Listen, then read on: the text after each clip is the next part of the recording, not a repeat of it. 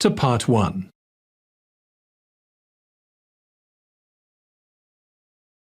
Part 1. You will hear a telephone conversation between the organizer of a short story competition and someone who wishes to take part in the competition. First, you have some time to look at questions 1 to 6.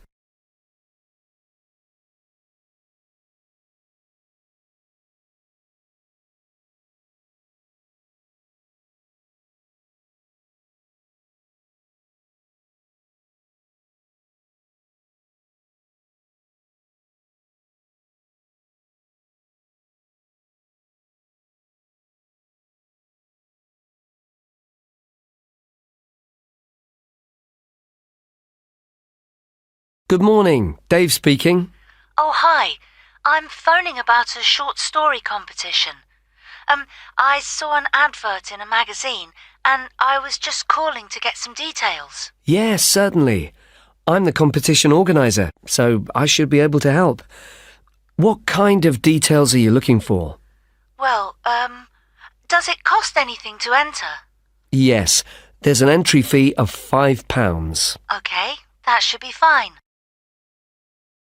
It's a short story competition, so how many words is that? Well, we want to give people a reasonable amount of freedom, but the guidelines are around 3,000 words. Oh, that sounds quite a lot. Well, it's not as much as it used to be.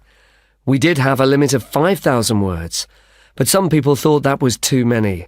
So this year we've reduced it. Right. And does the story need to be about anything in particular? No, you can write about any topic you like. But the main point of the competition is that it has to have a surprise ending. Oh, I see. That sounds interesting.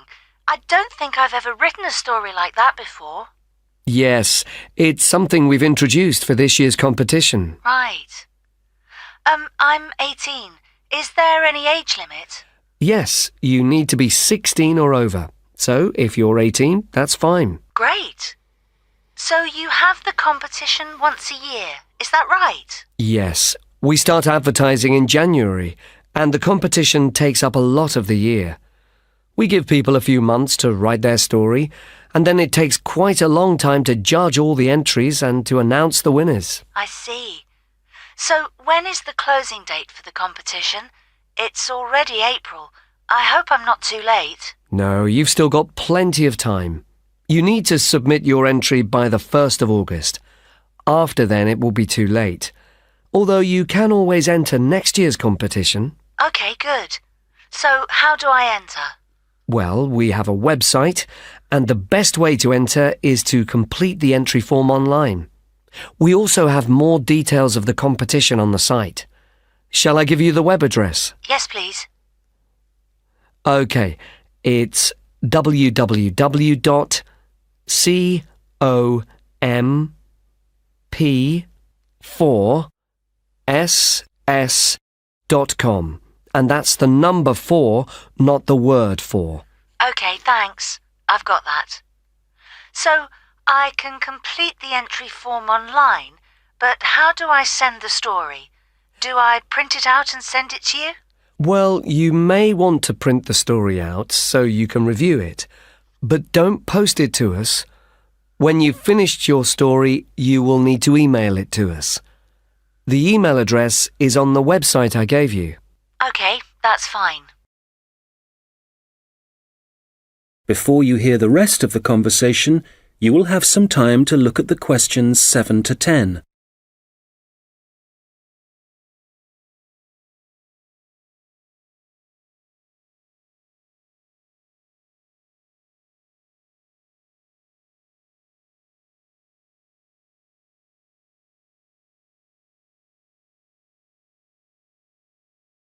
Now listen and answer questions 7 to 10.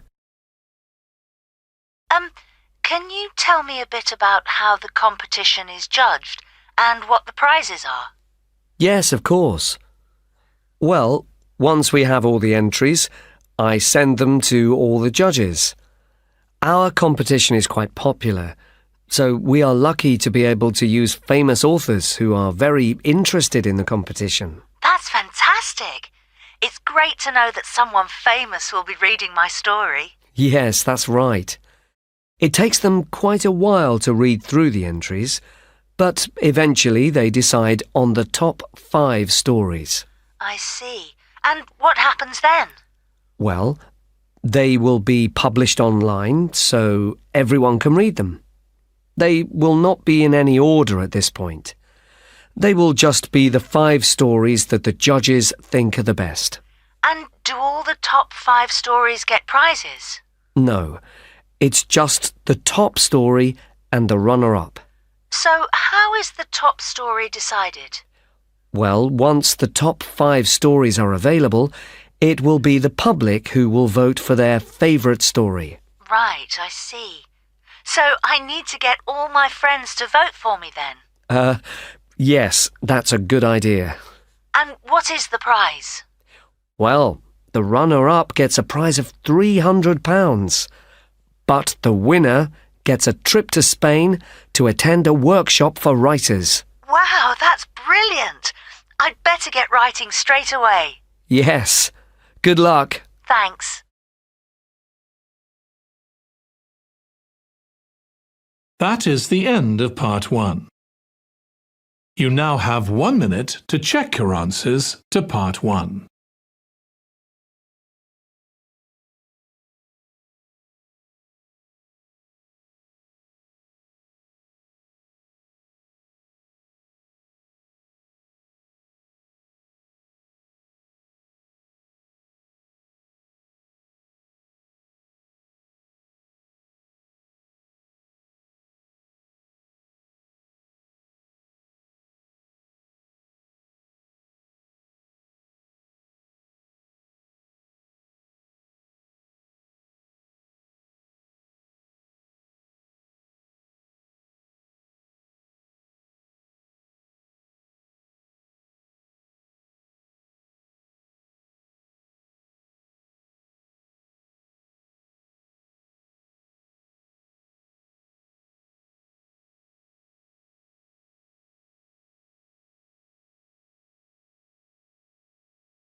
Part 2.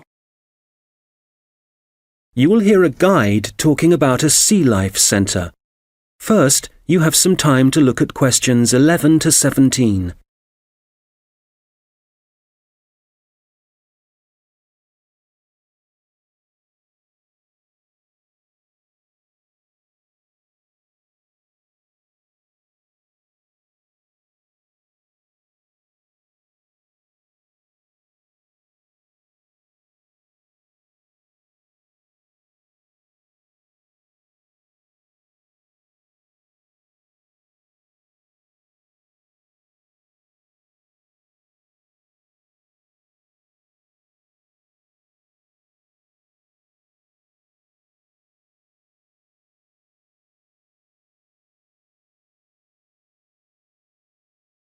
Okay, so hi everybody and welcome to the Sea Life Centre. Before you start on your tour, I'd just like to give you some information about things to look out for as you go. Well, first of all, I guess some of you may have been here before and may be surprised to see the name has changed. We're not called World of Water anymore. Since the beginning of this summer, we've been renamed, and we've also made a few other changes. However, the main attractions like the aquarium, the crocodiles, the penguins and so on are still here. But we have a new restaurant and picnic area, and the latest thing that we have, and it was only finished last week, is the splash ride. This is an exciting new area of the centre and is pretty scary, and of course you do get a bit wet, so make sure you're not wearing your best clothes. As I said, the main attractions are still here, and the most popular thing that everyone wants to see is feeding time, especially for the crocodiles and the seals. We used to have the main feeding time in the afternoon at around 3 p.m. But we found that some of the animals got a bit hungry waiting until then, and so we now have it at noon. They seem much happier with the new time, although it's a bit difficult to know what they're thinking. Now, I'd like to mention something new that we've introduced this year that we're very excited about. It's called a VIP ticket. The VIP ticket costs an extra £2 per person, and you will be amazed at what it allows you to do. With this, you'll be allowed to feed the sharks.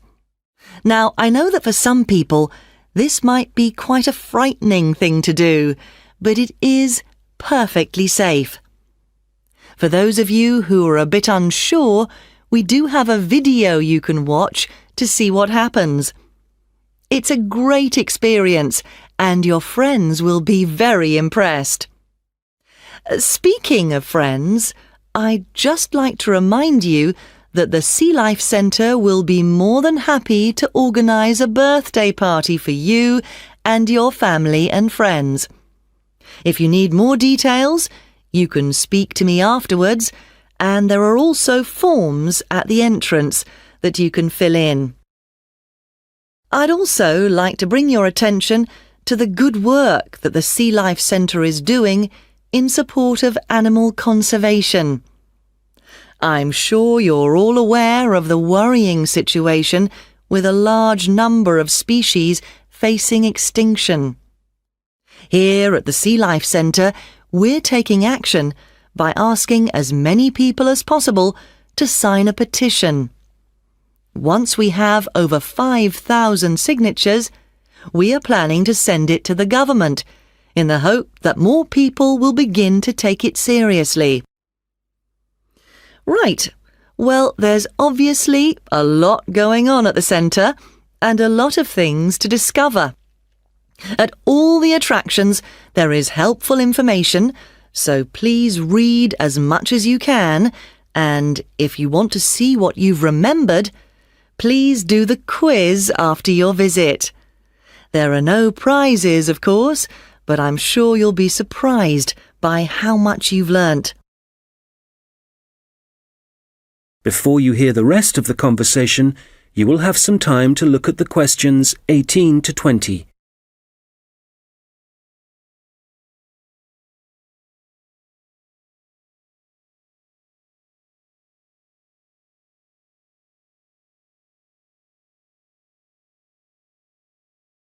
Now listen and answer questions 18 to 20.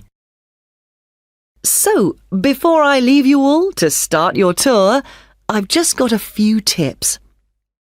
There are a large number of attractions, and you may not have time to see them all. Of course, there are the old favourites like the aquarium and the crocodile cave, but if you don't have time to see everything, make sure you visit Turtle Town, which is beyond the aquarium and the seal centre. This is very special and has a large number of endangered species, and as it's at the far corner of the Sea Life Centre, it often gets overlooked. I also have to apologise for the Penguin Park. This has needed some urgent work to be done, and so will not be open for the next week. We're very sorry about this, but I'm sure you'll find the Seal Centre, which is directly opposite it, will keep you entertained just as much, if not more. We're also very busy today, as you may have noticed on your way in. Everyone starts here at the aquarium, but as it's so big, there's no waiting to get in. But today, we're expecting a lot of people to want to see the crocodile cave, as a couple of eggs have hatched out. So expect delays there and, if you like, move on to the Seal Centre first and then go back when things are quieter towards the end of the day. So, I'll leave you now, but if you have any questions, I won't be far away, and Have a great time at the Sea Life Centre. That is the end of Part 2. You now have 30 seconds to check your answers to Part 2.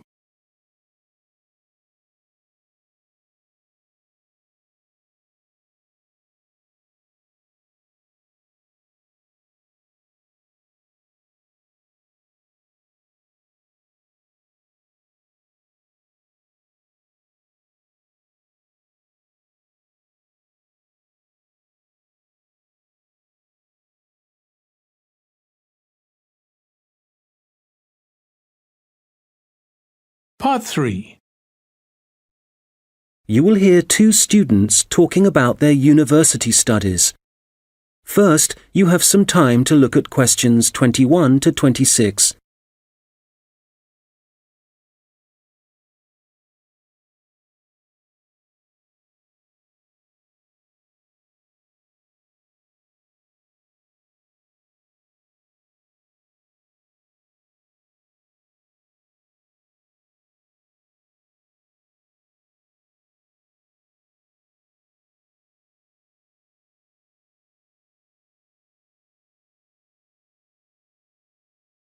Oh, hi, George. How's it going? Hi, Martina. It's going well. How about you?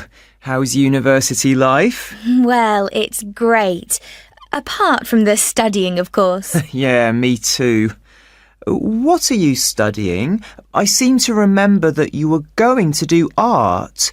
That was your best subject, wasn't it? No, not really. I just liked the teacher. He was French and had an amazing accent.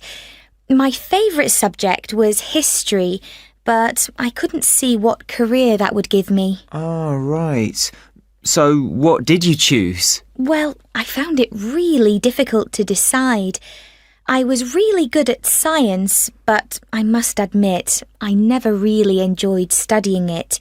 So, in the end, I decided to opt for English, which was my second favourite subject, and I thought it would be more useful to me than studying anything else. So, that's what I'm doing. How are you finding university? Well, it's a bit of a challenge, I suppose. Are you finding it difficult? Well, some of it. I'm doing mechanical engineering, which is really interesting, but it covers quite a lot of areas, like materials science, machine design, physics, and of course mechanics. And they're all fine, but it's maths that I'm struggling with. It's a lot harder than it was at school. I can believe it. It all sounds very difficult to me. But then I never was very good at mechanical things. I suppose it must involve some practical work. Well, not at the moment. Currently, it's nearly all theory, so it's a bit heavy going. I guess you need to start with that so that you can get a grasp of the concepts and learn a few facts before you start putting it into practice. It must be a lot different to the course that I'm taking. Yes, but in a few weeks we'll be having a lot more practical experience. In fact, I've got a great assignment this term working on jet engines, which means I'll be going on a few field trips to a nearby airport. Oh, that's great. It sounds like you're going to be very busy. Yes, I'm not sure how I'm going to cope with the work. We have a lot of lectures, and that's fine. The lecturers are very knowledgeable, and I learn a lot from them. But we also have a lot of seminars, and I find with so many people expressing their views, it can get quite frustrating. It would be better if we didn't have so many of those. Yes, it's the same for me.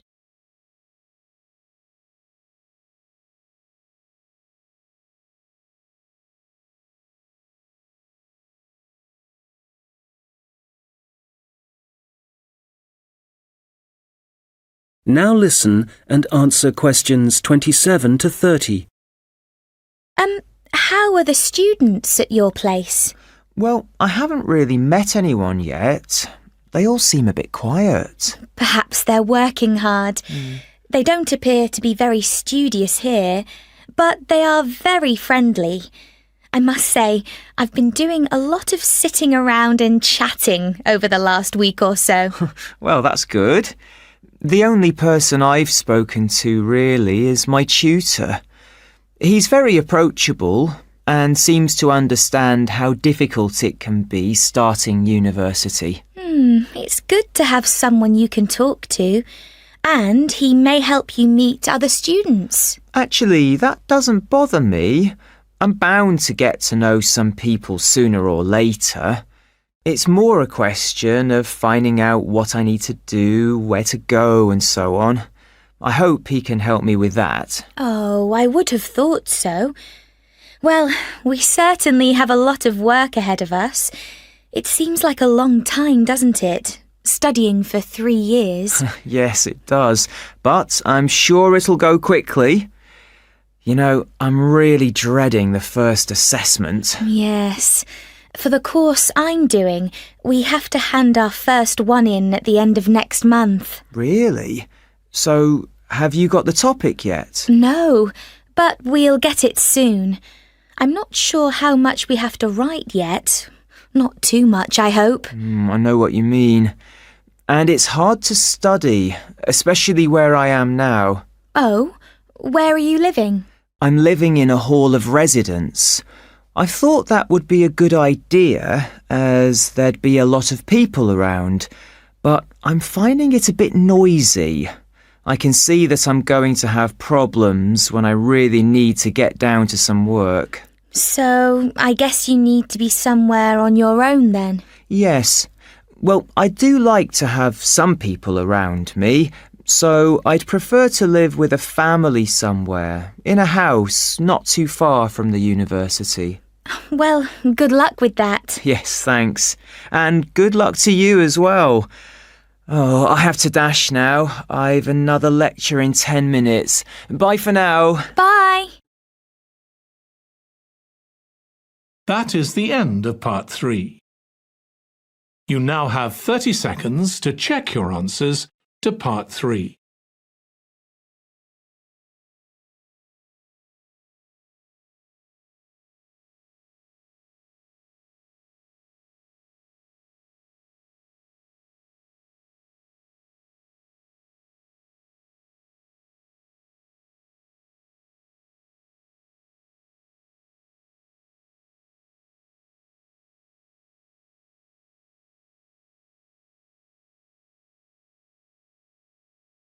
Part 4. You will hear someone talking about creating a presentation. First, you have some time to look at questions 31 to 40.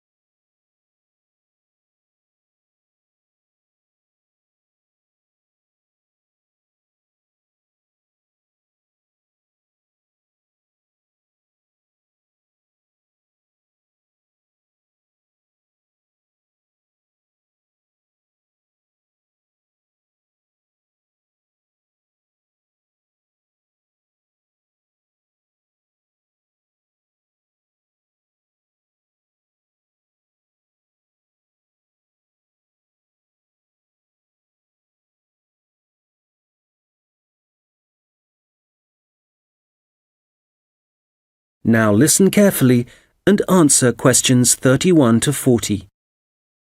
Hello, everyone. You've all been given an assignment for your sociology course, which will involve giving a presentation to the rest of the group. And so today, I'm going to be giving you a few tips on how to prepare your presentations.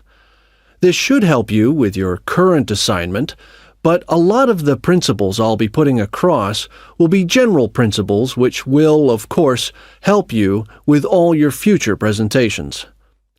So, first of all, the most important thing to consider is your audience, and in this instance, your audience are the other students in your group. There are 3 points to bear in mind. Firstly, you need to ask yourself what they need to know. Secondly, it's useful to consider whether they'll be supportive or not. And thirdly, will it be a small group, say 3 or 4, a moderate gathering of 20 or so people, as for your current assignment, or will there be hundreds of people?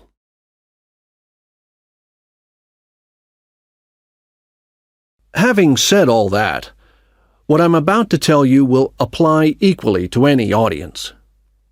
So, how do you structure your presentation? Right at the beginning, you should tell them something that forces them to pay attention. This could be something surprising or even shocking, but it needs to be relevant. After that, you need a list of items or topics showing them what you'll be covering, rather like an agenda. And then the main part of the presentation will follow.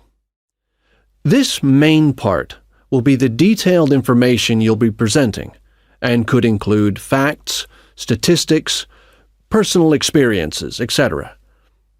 After this, you should summarize what you've presented and close with what I call next steps. For this assignment, you could simply point the group to other sociology reference material. In other cases, you may want to suggest some actions that people can take. Now, what about the design of the slides for your laptop?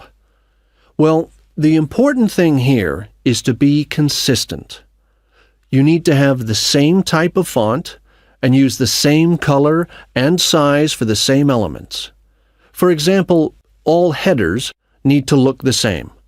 All bullet points need to be presented in the same way.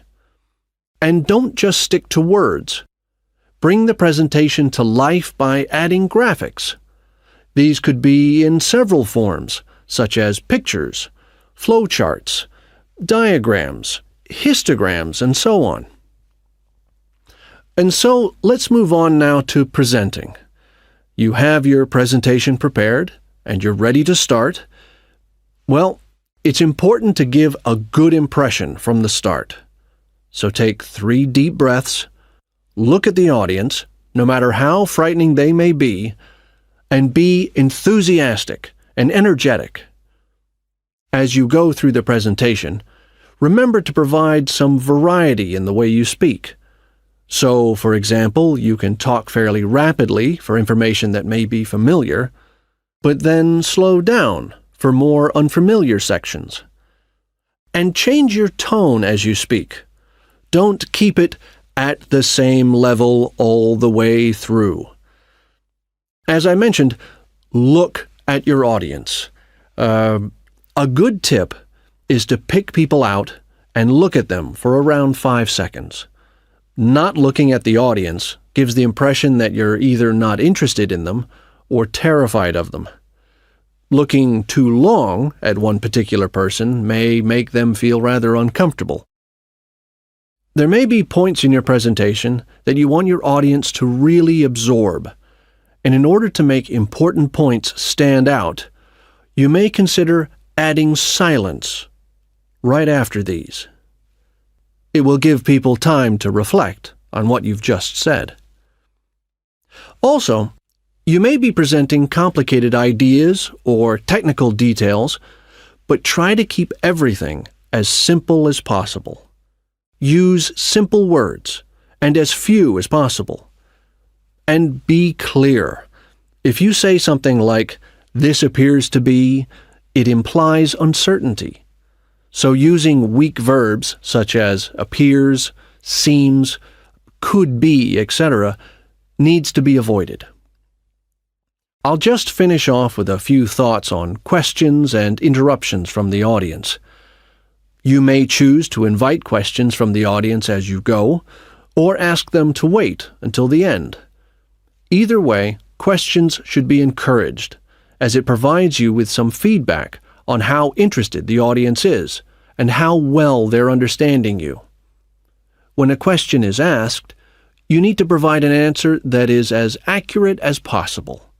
So, initially, My tip is to repeat it. This will ensure you have heard it correctly and will give you a few seconds to gather your thoughts. Interruptions, on the other hand, can be unwelcome, and you may get them for a variety of reasons. It's likely, however, that there's something in your presentation that's unclear or confusing. So my advice is to reduce problems by reading through your presentation beforehand and predicting potential points which could cause interruptions. You may then want to change that part of your presentation, or at least you'll be prepared if someone does interrupt you. Now, do you have any questions?